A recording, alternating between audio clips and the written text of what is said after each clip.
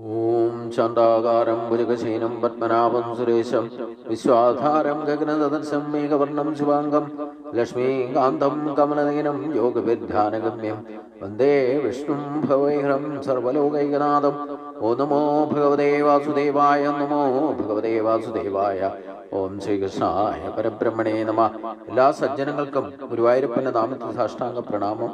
ശ്രീകൃഷ്ണ ചരിതാമൃതത്തില് കൃഷ്ണൻ ഹസ്തിനാപുരത്തിലേക്ക് മടങ്ങുന്നു. ജരാസന്ധ വധത്തിന് ശേഷം ജരാസന്ധൻ കുറേയധികം രാജാക്കന്മാരെ കാരാഗ്രഹത്തിൽ അടച്ച് അവരെ വിഷമിപ്പിച്ചിരുന്നു. അവരെയെല്ലാം ശ്രീകൃഷ്ണൻ മോചിപ്പിച്ചു. ആ രാജാക്കന്മാരെല്ലാം ഭഗവാനെ സ്തുതിക്കുന്നതാണ് നാം കഴിഞ്ഞ ദിവസം കണ്ടത്. പരമപുരുഷനായ ഭഗവാനെ മുമ്പൊക്കെ ഞങ്ങളും ഭൗതിക സമ്പത്തിന്റെ പേരിൽ അഹങ്കരിച്ചിരുന്നു, ഊറ്റം കൊണ്ടിരുന്നു എന്ന് ഞങ്ങൾ സമ്മതിക്കുന്നു. പരസ്പരം അസൂയ വച്ച് പുലർത്തിയിരുന്നതിനാൽ ഞങ്ങൾ പരസ്പരം കീഴടക്കാൻ ആഗ്രഹിക്കുകയും ചെയ്തു. അനേകം പ്രജകളെ കുരുതി കൊടുത്തുപോലും ഞങ്ങൾ നിരന്തരം പോരാടിയിരുന്നു. രാഷ്ട്രീയാധികാരത്തിന്റെ രോഗമാണിത്. രാജാക്കന്മാരും രാഷ്ട്രങ്ങളും സമ്പന്നമായ ഭൗതിക അഭിവൃദ്ധി കൈവരുത്തുന്നതോടെ സൈനികമായിട്ടുള്ള ആക്രമണത്തിലൂടെ മറ്റു രാഷ്ട്രങ്ങളുടെ മേൽ ആധിപത്യം ഉറപ്പിക്കാൻ ആഗ്രഹിക്കുന്നു. ഏതെങ്കിലും ഒരു വ്യാപാരത്തിൽ കുത്തകയുറപ്പിച്ച് മറ്റ് വ്യാപാരികളുടെ ഭാഗത്തിന്റെ മേൽ നിയന്ത്രണം നേടിയാണ് വ്യാപാരി സമൂഹം ഇച്ഛിക്കുന്നത്. അധികാരം നേടാനാണ് വ്യാപാരികൾ ഇച്ഛിക്കുന്നത്. ദുരഭിമാനത്തിൽ പൃഷ്ടനായും ഭൗതിക സമൃദ്ധിയാൽ മതിമോഹം സംഭവിച്ചും കൃഷ്ണ അവബോധത്തിന് തയ്യാറാകാതെ സർവത്ര നാശം വിതയ്ക്കുകയും സമാധാന ജീവിതത്തിന് ഭംഗമുണ്ടാക്കുകയുമാണ് മനുഷ്യ സമൂഹം ചെയ്യുന്നത്. അതിന്റെ ഫലമായിട്ട് സ്വാഭാവികമായിട്ടും ആളുകൾ പരമപുരുഷനായിരിക്കുന്ന ഭഗവാൻ വിഷ്ണുവിന്റെ ആനുകൂല്യം നേടുക എന്ന യാഥാർത്ഥ ജീവിത ലക്ഷ്യം മറന്നു പോകുന്നു. അപ്പോൾ സാധാരണഗതിയിൽ ഭക്തിഭാവത്തിൽ മനുഷ്യർക്ക് എല്ലാവർക്കും സംഭവിക്കുന്ന ഒരു ഏറ്റവും വലിയ അധപ്പതനത്തിന് കാരണമാകുന്നത് ഭഗവാൻ പറഞ്ഞ പോലെയൊക്കെ കേട്ട് ശാസ്ത്രവിധി പ്രകാരമൊക്കെ ആചാരാനുഷ്ഠാനങ്ങളും നിത്യനൈമിത്യ കർമ്മങ്ങളും ഒക്കെ ചെയ്ത് ഇഷ്ടഭോഗങ്ങളെ നേടി അത് അമിതമാകുമ്പോഴാണ് അതിനെ ദുർവിനിയോഗം ചെയ്യാൻ തുടങ്ങും. അതാണ് ധർമ്മത്തിൽ നിന്ന് വ്യതിചലിക്കാൻ ഇടവരിക എന്ന് പറയുന്നത്. അതാണ് ആ ഭൗതികവാദത്തിന്റെ ഭൗതിക അസ്തിത്വത്തിന്റെ ഏറ്റവും വലിയ രോഗമാണത്. ഈ മായാപ്രപഞ്ചത്തിൽ പെടും. എത്ര ഭക്തി ഉണ്ടായിരുന്നാലും ആധ്യാത്മിക മേഖലയിൽ പ്രവർത്തിക്കുന്നവർക്ക് പോലും, അത് രാജാക്കന്മാരായാലും വേണ്ടില്ല, മറ്റു ബ്രാഹ്മണരായാലും ക്ഷത്രിയരായാലും വൈശ്യരായാലും ശൂദ്രനായാലും മനുഷ്യലോകം മുഴുവൻ ഈ ഭൗതിക അസ്തിത്വത്തിന്റെ മായാശക്തിയുടെ അടിമയായിട്ട് മാറും.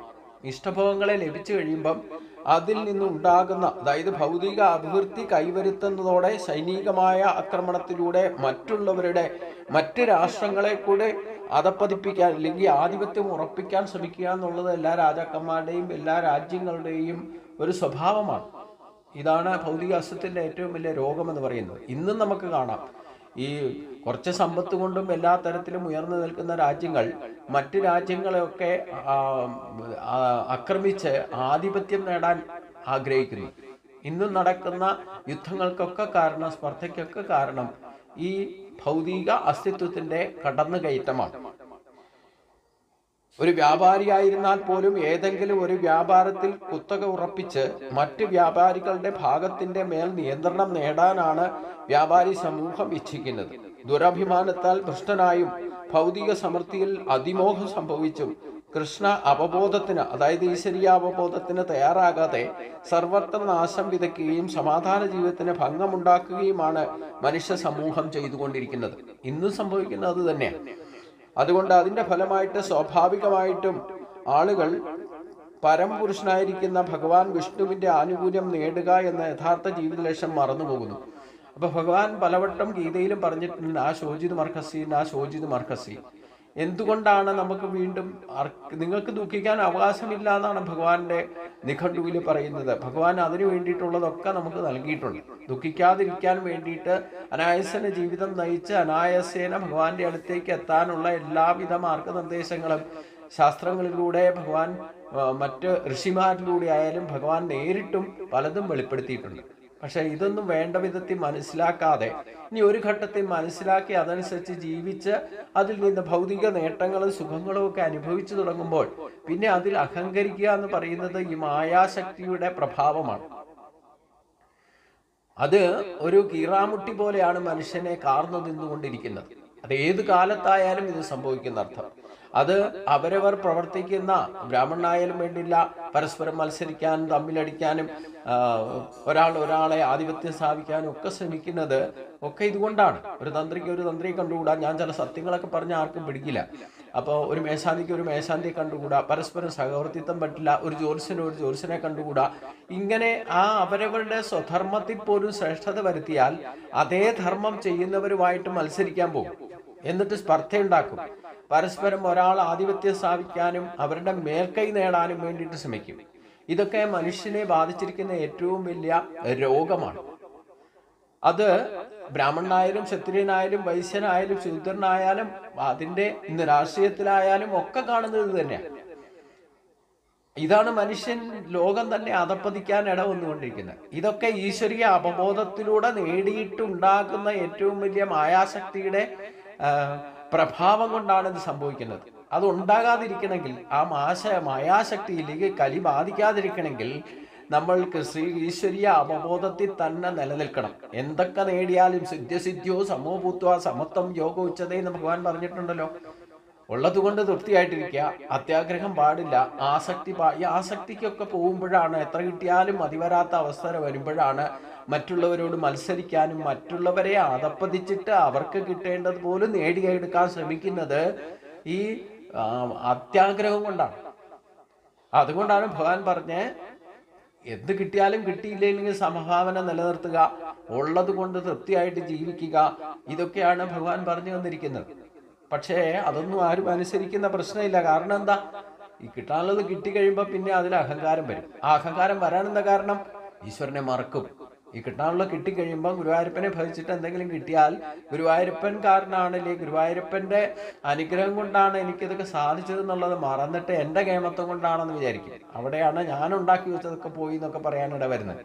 അപ്പം അത് തന്നെ മനുഷ്യനെ കാർന്ന് തിന്നുന്ന ഏറ്റവും വലിയൊരു മായാ പ്രഭാവമാണ്. ഇതും ഭഗവാനിൽ നിന്ന് തന്നെയാണ് ഉണ്ടായിട്ടുള്ളത്. പക്ഷെ ആ മായ നമ്മളിൽ ബാധിക്കാതിരിക്കണമെങ്കിൽ നമ്മൾ എല്ലാ കാലത്തും തസ്മാ സർവേഷു കാലേഷു മാമനുസ്മര എന്ന് ഭഗവാൻ പറഞ്ഞല്ലോ. അപ്പം യുദ്ധജ എന്ന് പറഞ്ഞാൽ എന്താ?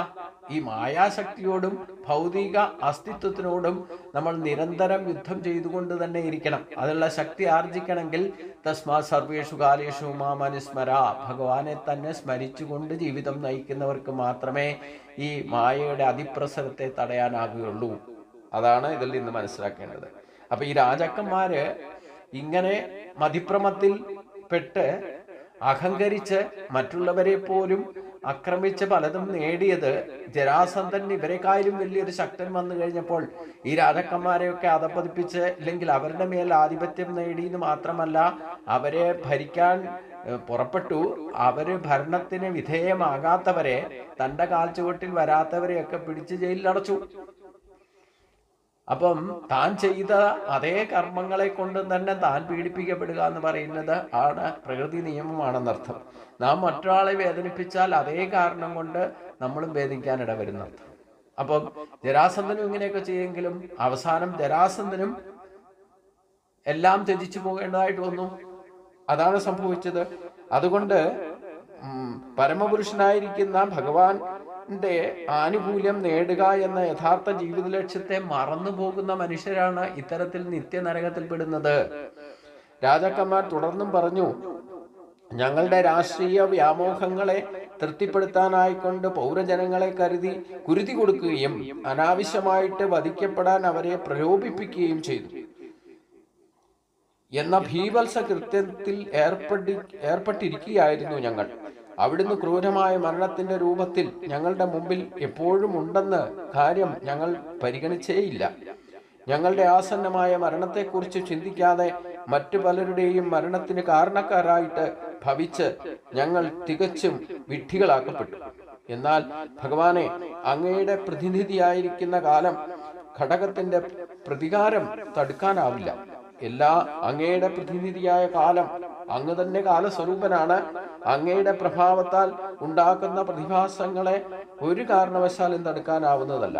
കാലം എന്ന ഘടകം അത്യന്തം ശക്തമാണ്. അതിന്റെ സ്വാധീനത്തിൽ നിന്ന് രക്ഷപ്പെടാൻ ആർക്കും ആവുകയില്ല.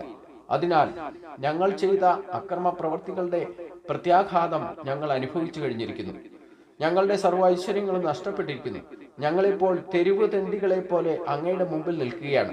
അങ്ങയുടെ അഹൈതുകം വിശുദ്ധവുമായ കാരുണ്യം മൂലം അങ്ങ് ഞങ്ങൾക്ക് അനുഗ്രഹം നൽകി. ഞങ്ങൾ ദുരഹങ്കാരികളായിരുന്നു എന്ന് ഇപ്പോൾ ഞങ്ങൾക്ക് ബോധ്യമായി. അങ്ങ് ആഗ്രഹിച്ചാൽ ഒരു നിമിഷത്തിനുള്ളിൽ ഞങ്ങളുടെ സർവ്വ ഐശ്വര്യങ്ങളും പിൻവലിക്കാൻ അങ്ങയ്ക്ക് കഴിയും. ഇപ്പോൾ അത് ഞങ്ങൾക്കറിയാം. അങ്ങയുടെ പാദപത്മങ്ങളെ കുറിച്ച് സ്മരിക്കാൻ ഇപ്പോൾ ഞങ്ങൾക്ക് കഴിയുന്നത് അവിടുത്തെ കാരുണ്യം ഒന്നുകൊണ്ട് മാത്രമാണ്. അപ്പൊ ഈശ്വരനെ സ്മരിക്കാൻ എന്തൊക്കെ സംഭവിച്ചാലും വേണ്ടില്ല, എല്ലാ കാലത്തായാലും ഇതൊക്കെ നഷ്ടപ്പെട്ടിട്ടായാലും ഭഗവാനെ സ്മരിക്കാനുള്ള ആ ഒരു അവസരം നമ്മൾ ഉപയോഗിക്കണമെങ്കിൽ പോലും ഈശ്വരന്റെ അനുഗ്രഹം വേണമെന്നർത്ഥം. അപ്പൊ അഹങ്കാരികളായിട്ട് അതാണ് ഭഗവാൻ എടുത്തു പറയുന്നത്. ജീവിതകാലം മുഴുവൻ ദുരാചാരിയായിരുന്നാലും വേണ്ടില്ല, അവസാന കാലത്ത് എന്നെ ശരണം പ്രാപിക്കണം. അത് എങ്ങനെ ഒരു മനസ്സോട് ശരണം പ്രാപിക്കണം? മറ്റൊരു ആശ്രയമില്ലാന്ന് ഉറപ്പിച്ചുകൊണ്ട് ഭഗവാനെ ശരണം പ്രാപിക്കണം. താൽക്കാലികമായിട്ട് ശരണം പ്രാപിക്കാനല്ല ഭഗവാൻ പറഞ്ഞിരിക്കുന്നത്.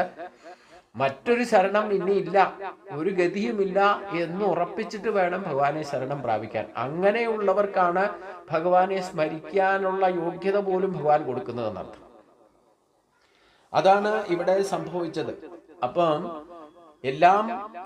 നമ്മൾ ഈ ഭൗതിക നേട്ടങ്ങളൊക്കെ എന്ത് ഉണ്ടായാലും വേണ്ടില്ല, ഇന്നല്ലേ നാളെ നഷ്ടപ്പെടുന്നുള്ളത് എപ്പോഴും ഓർമ്മയുണ്ടായിരിക്കണം. അത് ഇല്ലാത്തത് കൊണ്ടാണ് ഈ അഹങ്കരിക്കാനും മറ്റുള്ളവരെ ആ അഹങ്കാരത്തിന്റെ വിളിച്ച് ദ്രോഹിക്കാനും ഇടവരുന്നത്.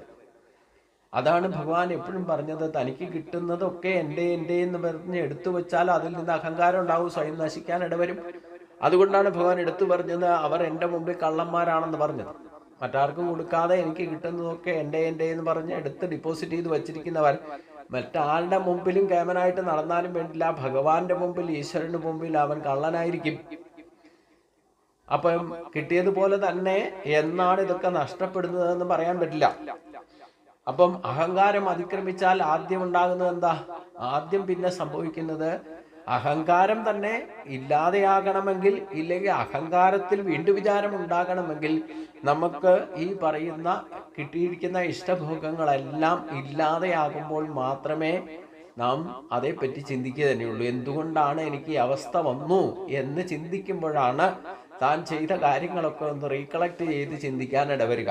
അതുകൊണ്ടാണ് ഇവിടെ രാജാക്കന്മാർ പറഞ്ഞത്, അങ്ങയുടെ അഹൈതുകം വിശുദ്ധവും കാരുണ്യവും മൂലം അങ്ങ് ഞങ്ങൾക്ക് അനുഗ്രഹം നൽകി. ഞങ്ങൾ അഹങ്കാരികളായിരുന്നുവെന്ന് ഇപ്പോൾ ഞങ്ങൾക്ക് ബോധ്യമായി. അങ്ങ് ആഗ്രഹിച്ചാൽ ഒരു നിമിഷത്തിനുള്ളിൽ ഞങ്ങളുടെ സർവ്വ ഐശ്വര്യങ്ങളും പിൻവലിക്കാൻ കഴിയുമെന്നും ഇപ്പോൾ ഞങ്ങൾക്കറിയാം. അങ്ങയുടെ സാന്നിധ്യം മാത്രം കൊണ്ട് ഞങ്ങളെ രക്ഷിക്കാനും സാന്നിധ്യം മാത്രം കൊണ്ട് ഞങ്ങളെ ശിക്ഷിക്കാനും അങ്ങയ്ക്ക് സാധിക്കും. അങ്ങയുടെ പാദപത്മങ്ങളെ കുറിച്ച് സ്മരിക്കാൻ ഇപ്പോൾ ഞങ്ങൾക്ക് കഴിയുന്നത് പോലും അങ്ങയുടെ കാരുണ്യം ഒന്നുകൊണ്ട് മാത്രമാണ്. ഇതാണ് യഥാർത്ഥ ഈശ്വരീയ അവബോധം എന്ന് പറയുന്നത്. ഇതാണ് ഞങ്ങളുടെ ഏറ്റവും വലിയ നേട്ടം. ഇതാണ് ഒരു ഭക്തന്റെ ഏറ്റവും വലിയ നേട്ടം. പ്രിയപ്പെട്ട ഭഗവാനെ, രോഗങ്ങളുടെ പ്രജനന സ്ഥലമാണ് ശരീരമെന്ന്, പ്രജനന സ്ഥലമാണ്, അതായത് രോഗങ്ങളെ ജനിപ്പിക്കുന്ന വസ്തുവാണ് ഈ ശരീരമെന്ന് എല്ലാവർക്കും അറിയാം. ഇപ്പോൾ ഞങ്ങൾക്ക് വാർദ്ധക്യമായി. ദേഹബലത്തെക്കുറിച്ച് അഹങ്കരിക്കുന്നതിന് പകരം ഇപ്പോൾ ഞങ്ങൾ ദിനം പ്രതി ദുർബലരായിക്കൊണ്ടിരിക്കുകയാണ്. സുഖഭോഗങ്ങളിലോ ഭൗതിക ദേഹം കൊണ്ട് നേടാവുന്ന മിഥ്യാസുഖങ്ങളിലോ ഞങ്ങൾക്ക് ഇനി ഒട്ടും താല്പര്യമില്ല. അപ്പൊ പകുതി ജീവിതം കഴിഞ്ഞാൽ 10-60, പ്രത്യേകിച്ചും ഷഷ്ടിപൂർത്തിയൊക്കെ കഴിഞ്ഞ 10-60 വയസ്സ് കഴിഞ്ഞാൽ നമ്മൾ ഈശ്വരീയ അവബോധത്തിൽ നിന്നുകൊണ്ട് ജീവിക്കണം. അതുവരെ തോന്നിവാസം നടന്നാലും എന്നൊരു അവബോധം കൂടെ ഈ ഭാഗത്ത് നിന്ന് നമ്മൾ മനസ്സിലാക്കണം എന്നർത്ഥം. അതാണ് ഇവിടെ ഈ രാജാക്കന്മാർ പറയടെ, അങ്ങയുടെ പാദപത്മങ്ങളെ കുറിച്ച് സ്മരിക്കാൻ ഇപ്പോൾ ഞങ്ങൾക്ക് കഴിയുന്നത് ഭഗവാന്റെ കാര്യം കൊണ്ടാണ്, കാരുണ്യം കൊണ്ട് മാത്രമാണ്. ഇതാണ് ഞങ്ങൾക്ക് ജീവിതത്തിൽ കിട്ടിയ ഏറ്റവും വലിയ നേട്ടം, ഏറ്റവും വലിയ സമ്പത്ത് എന്നവർ പറയുന്നു. ഇതേപോലെ നമ്മളും ഒന്ന് ചിന്തിക്കണം. പ്രിയപ്പെട്ട ഭഗവാനെ, രോഗങ്ങളുടെ ജനന സ്ഥലമാണ് ശരീരം എന്ന് എല്ലാവർക്കും അറിയാം. കാരണം ഈ മാലിന്യ കൂമ്പാരമായിരിക്കുന്ന ഈ ശരീരം 50 വയസ്സ് കഴിഞ്ഞാൽ പിന്നെ രോഗങ്ങൾ ഒന്നൊന്നായിട്ട് അതിക്രമിക്കുകയും ശരീരത്തിലെ ഓരോരോ കോശങ്ങളും നാഡീവ്യൂഹങ്ങളും അതിൻ്റെ പ്രവർത്തനം ഡൗൺഗ്രേഡ് ആയിക്കൊണ്ടിരിക്കും. അതൊരിക്കലും ഊർജ്ജസ്വലമാകാനോ അതിനെ ഒരിക്കലും പ്രചോദിപ്പിച്ച് നിർത്താനോ ഒരിക്കലും നമ്മൾ എത്ര ശ്രമിച്ചാലും നടക്കില്ല. കാരണം ശരീരം കൗണ്ടിങ് ഡൗണിലേക്ക് പോയിക്കൊണ്ടിരിക്കും. എത്രയൊക്കെ നമ്മൾ എന്താ പറഞ്ഞേ അതിന് ഉത്തേജനം നൽകുന്ന വിധത്തിലുള്ള മരുന്നുകളോ ബൂസ്റ്റുകളോ ഇല്ലെങ്കിൽ ഇൻഷുറോ ഇങ്ങനെയൊക്കെ പറയുന്ന പരസ്യത്തിൽ കാണുന്നതൊക്കെ കഴിച്ചാലും വേണ്ടില്ല. 50 വയസ്സ് കഴിഞ്ഞാൽ പിന്നെ ശരീരം രോഗഗ്രസ്തമായിക്കൊണ്ടേയിരിക്കും. ഓരോ സെല്ലുകളും കൗണ്ടിങ് ഡൗൺ ആണ്. ഓരോ ദിവസവും ഓരോ നിമിഷവും നമുക്ക് കിട്ടുന്നുണ്ടെങ്കിൽ അത് ജീവിതത്തിൽ കിട്ടുന്ന ബോണസ് ആയിക്കൊണ്ട് കരുതിക്കൊള്ളണം. കാരണം സ്ഥിതി എന്ന് പറയുന്നത് ഒരു ശരീരം ഉണ്ടായാൽ അത് വളരുന്നത് 25 വയസ്സ് വരെയാണ്. അത് കഴിഞ്ഞാൽ 25 വയസ്സ് തൊട്ട് 50 വയസ്സ് വരെ അതിൻ്റെ സ്ഥിതി ബാലൻസിങ് നിലനിർത്തുക. എല്ലാത്തിനും ഉണ്ടല്ലോ. പിന്നെ 50 വയസ്സ് കഴിഞ്ഞാൽ പിന്നെ കുറേശ്ശെ കൗണ്ടിങ് ഡൗൺ ആണ്. അപ്പോൾ ശരീരത്തിൽ പിന്നെ ഒന്നൊന്നായിട്ട് രോഗത്തിൻ്റെ നേരത്തെ ഉണ്ടായിരുന്നത് പോലും രോഗങ്ങൾ പോലും യഥാർത്ഥത്തിൽ പ്രകടമായിട്ട് അത് പുറത്തേക്ക് വരുന്നത് 50 വയസ്സിന് ശേഷമായിരിക്കും. അതുവരെ രക്തത്തിളപ്പിൻ്റെ പ്രഭാവത്തിൽ നമ്മൾ ഓടി നടന്ന് പ്രവർത്തിച്ചുകൊണ്ട് ഈ ഭൗതിക അസ്തിത്വത്തിൻ്റെ പിന്നാലെ മായാശക്തിയുടെ പ്രഭാവം കൊണ്ട് ഈശ്വരനെ പോലും മറന്ന് പ്രവർത്തിക്കുന്നതൊക്കെ കുറേശ്ശെ ചിന്തിക്കാനും ഒന്ന് റീകളക്ട് ചെയ്യാനും ഒക്കെ സമയം കിട്ടുന്ന റിട്ടയർമെൻറ്റിന് ശേഷമാണെന്നർത്ഥം. അതുകൊണ്ടാണ് ഇവിടെ രാജാക്കന്മാരും പറയുന്നത് ഇപ്പോഴെങ്കിലും ഞങ്ങൾക്ക് ഭഗവാനെ ഒന്ന് സ്മരിക്കാൻ സാധിച്ചതാണ് ഞങ്ങളുടെ ജീവിതത്തിലെ ഏറ്റവും വലിയ നേട്ടം. അതും ഒരു മഹാഭാഗ്യം. അപ്പൊ ഇങ്ങനെയൊക്കെ ആയാലും ചിലര് അവസാന കാലം വരെ നിരീശ്വരവാദികളായിട്ടോ യുക്തിവാദികളോ ഒക്കെ ആയിട്ട് മരിക്കാനിട വരുന്നർത്ഥം. അപ്പൊ ഇതിനിടയ്ക്കൊന്ന് ഭഗവാനെ സ്മരിക്കാൻ സാധിച്ചാൽ അത് ജീവിതത്തിലെ ഏറ്റവും വലിയ നേട്ടമാണെന്നാണ് പറയുന്നത്. ഇതിന്റെ അടുത്ത ഭാഗം നമുക്ക് അടുത്ത ദിവസം ചിന്തിക്കാം. എല്ലാവർക്കും നമസ്കാരം.